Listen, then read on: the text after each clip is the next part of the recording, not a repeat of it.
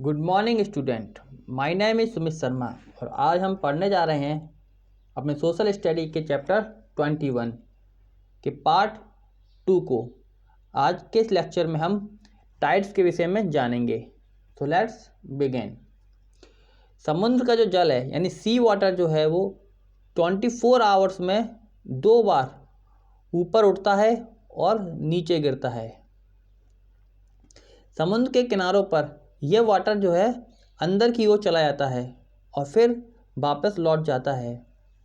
ये सब कुछ सूर्य और चंद्रमा के गुरुत्वाकर्षण बल के कारण हो रहा होता है। जब समुद्र का पानी ऊपर की ओर उठता है तब इसको हम हाई टाइड यानी ज्वार कहते हैं। जब ये नीचे की ओर गिरता है तब इसको हम लो टाइड यानी कि भाटा कहते हैं। दोनों सूर्य और चंद्रमा के प्रभाव के कारण यह हाई टाइड्स और लो टाइड्स आते हैं, जिनमें चंद्रमा का जो प्रभाव है इन टाइड्स को उत्पन्न करने में वो ज़्यादा महत्वपूर्ण है। हालांकि चंद्रमा जो है सूर्य की अपेक्षा काफ़ी छोटा है, लेकिन पृथ्वी के बहुत अधिक नज़दीक होने के कारण इसका जो फोर्स ऑफ अट्रैक्शन है यानी कि आकर्षण बल है वो सूर्य की अपेक्षा काफ़ी ज़्यादा है।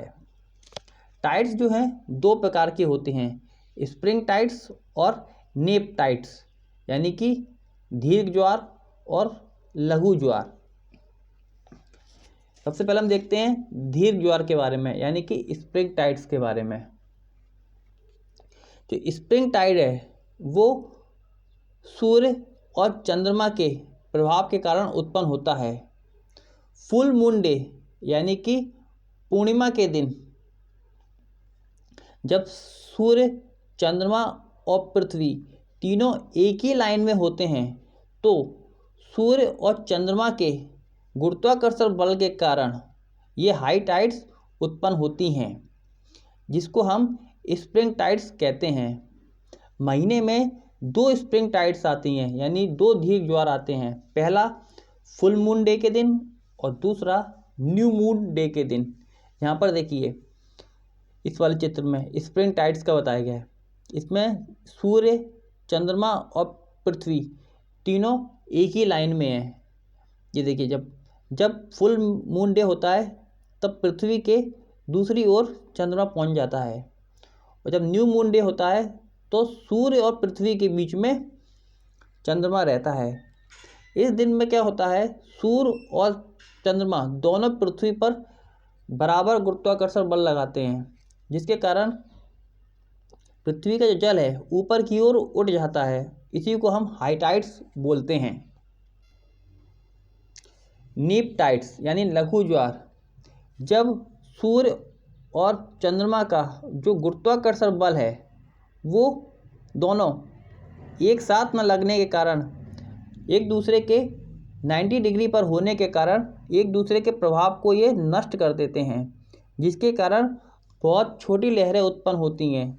इसको हम नीप टाइड यानी लघु ज्वार कहते हैं। या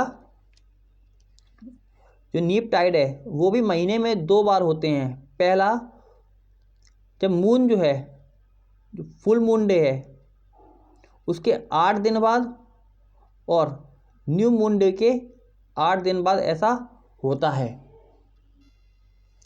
ये चित्र देखिए, इसमें चंद्रमा यहाँ पर है, ये पृथ्वी है और यह सूर्य है। इसमें चंद्रमा और सूर्य एक दूसरे के 90 डिग्री पर हैं, जिसके कारण सूर्य जो है इधर से अपना ग्रेविटेशन कारण वाटर को खींच रहा है।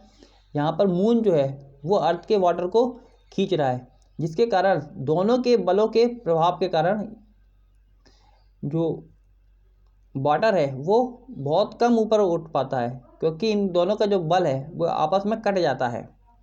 इसके कारण बहुत छोटी छोटी लहरें उत्पन्न होती हैं, जिसको हम नीप टाइड यानी कि लघु ज्वार कहते हैं। Advantage of tides. इन जो ज्वार है उनके लाभ देखते हैं। इनके कई लाभ हैं। पहला, at the time of high tides यानी जब उच्च ज्वार आता है उस टाइम पर जो कॉस्ट होते हैं यानी जो समुद्र के तट होते हैं उनकी जो गहराई है वो बढ़ जाती है, जिस कारण जो बड़े बड़े जहाज़ हैं वो बंदरगाहों तक पहुंच जाते हैं और वहां से चले जाते हैं। इस कारण से इन जहाज़ों की लोडिंग और अनलोडिंग आसानी के साथ हो जाती है। जैसे कलकत्ता का पोर्ट जो कि हुगली नदी के किनारे पर है, उसे हाई टाइड्स का बहुत लाभ होता है। इन टाइड्स के कारण हाइड्रो इलेक्ट्रिसिटी भी उत्पन्न की जाती है। जब हाई टाइड्स आता है तो उसके जल को हम कैच कर लेते हैं, यानी एक जगह रोक लेते हैं, और जब टाइड चला जाता है तो धीमे धीमे इस रुके हुए पानी को वापस छोड़ते हैं, जिससे हम बिजली उत्पन्न करते हैं। जो टाइडल वेव्स होती हैं वो जो बंदरगाह होते हैं उनके अंदर जमी हुई जो मिट्टी है, डिबरीज है, उसको भी अपने साथ बहा कर ले जाते हैं, जिससे ये बंदरगाह जो है खाली हो जाते हैं और यहाँ पर जहाज़ आसानी के साथ आ जा पा रहे होते हैं। तो इसी के साथ हमारा आज का लेक्चर जो है समाप्त होता है। God bless you. Thank you.